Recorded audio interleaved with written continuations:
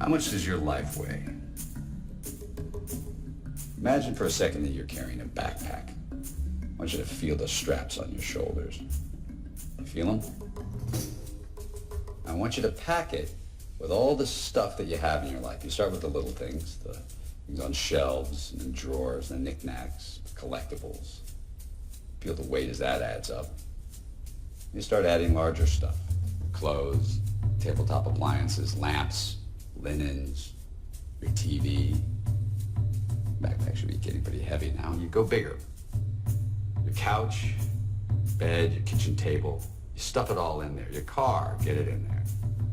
Your home, whether it's a studio apartment or a 2-bedroom house, I want you to stuff it all into that backpack. Now try to walk.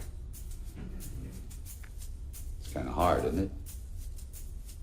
This is what we do to ourselves on a daily basis. We weigh ourselves down until we can't even move. And make no mistake, moving is living. Now, I'm going to set that backpack on fire. What do you want to take out of it? Photos? Photos are for people who can't remember. Drink some ginkgo and let the photos burn. In fact, let everything burn and imagine waking up tomorrow with nothing. What do you suggest I tell them?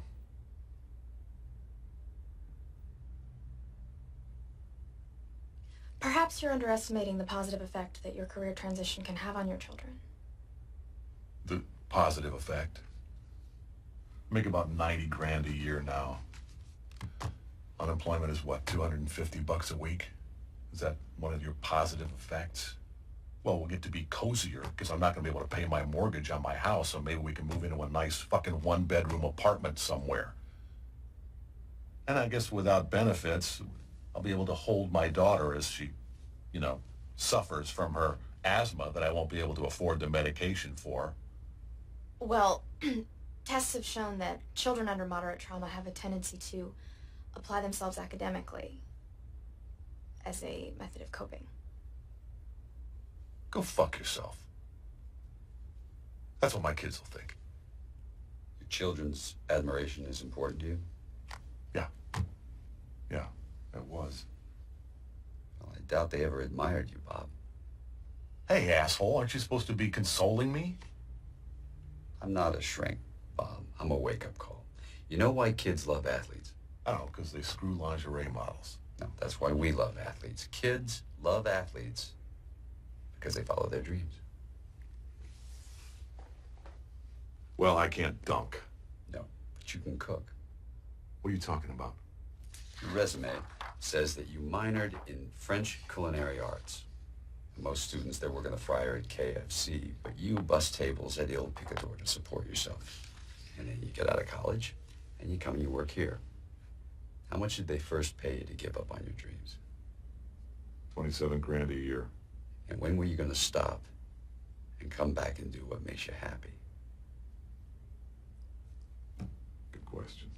I see guys who work at the same company for their entire lives, guys exactly like you. They clock in, they clock out, and they never have a moment of happiness. You have an opportunity here, Bob. This is a rebirth. Now, if not for you, do it for your children.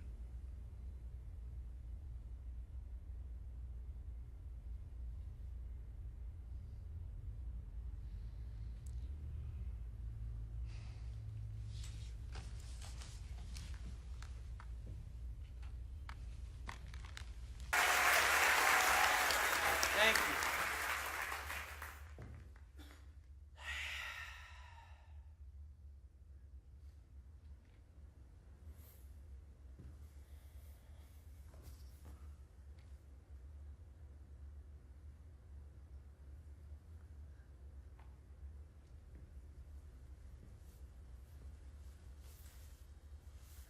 Sell me this pen.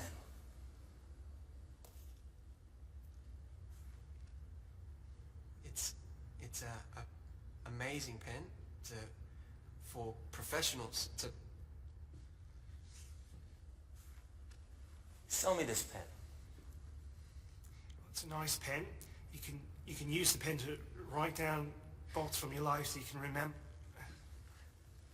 Sell me this pen. Well, this pen works, and I personally love this pen, and I think this pen... Do you guys not want to make money? I want to make some fucking money. I want to make some fucking money, okay? I could sell anything. Shit, I could sell Louis to a convent full of nuns, get them so horny they'd be fucking each other. I can sell anything. That's the attitude. You can sell anything. Sell me this fucking pen right here. You can sell anything, sell that. Go ahead. Sell me that pen. Can I finish eating first? I ain't eating tonight. Brad, show him how it's done. Boom. Sell me that pen. Watch. Go on. Let me sell this fucking pen. That's my boy right there. This pen. Fucking sell anything. Why don't you do me a favor? Write your name down on that napkin for me. I don't have a pen. Exactly. Supply and demand, my friend. You know what I'm saying? He's creating urgency. So you listen to me and you listen well. Are you behind on your credit card bills?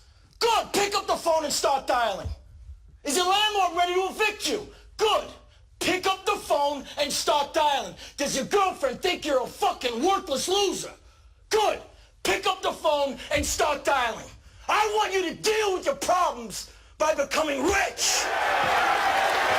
All you have to do today is pick up that phone and speak the words that I have taught you.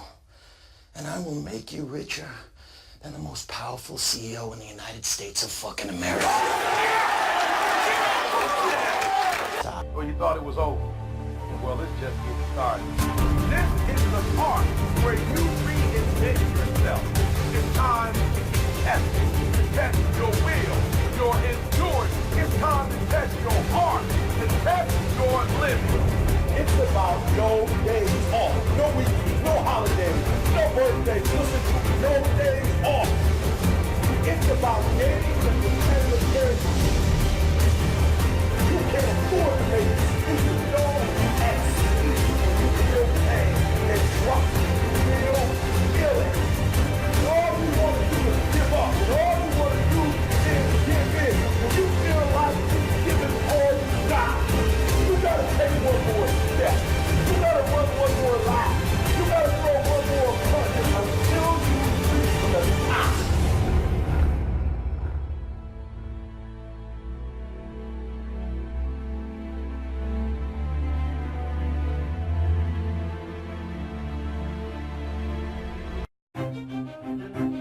So you want to be successful, huh? Well, there's one thing in this world that has the ability to change our whole life in an instant. You know what it is? It's action. So first step, you just need to make a decision. Ask yourself this. A year from now, 5 years from now, what are you going to wish you did today? The secret to getting ahead in this world is first getting started. You can't let fear stand in the way of your dreams. You cannot think, oh, what if this doesn't work? If you believe enough in the process and the end result, success is going to come to you. It will. You just got to be willing to see it through to the end. But first, you just got to jump in the deep end, man. And once something goes into motion, it stays in motion. The process itself feeds the fire. You can't be trapped by fear. Limits like fears, they're illusions. Disregard them. If you're passionate about it and you go full throttle, there's no doubt you're gonna be good at it. Because what makes someone good at something? It's dedication, hard work, and it's doing it with the proper direction and methodology. So if we plug away, you're gonna be good. But what makes someone a professional at something? It's the concept of taking that little idea, that little decision you make, and executing to take it as far as your imagination holds. Dedicating every breath in your body to that single cause. Seeing the grand picture at the end of the road to be the absolute best and not settling for any reason. It's not talent, it's not innate ability, it's simply comes down to how hungry you are. How hungry are you to improve? How big is your appetite for success? What are you willing to do to reach your dreams? The professionals, the best at their craft, they don't care about the naysayers. They don't care about the fun they're forgoing. They don't take days off. They are 100% set in their ways in perfecting their craft because it's all for a much larger purpose than any semblance of happiness that immediate gratification provides. Reaching your goal, well, that's just pure bliss.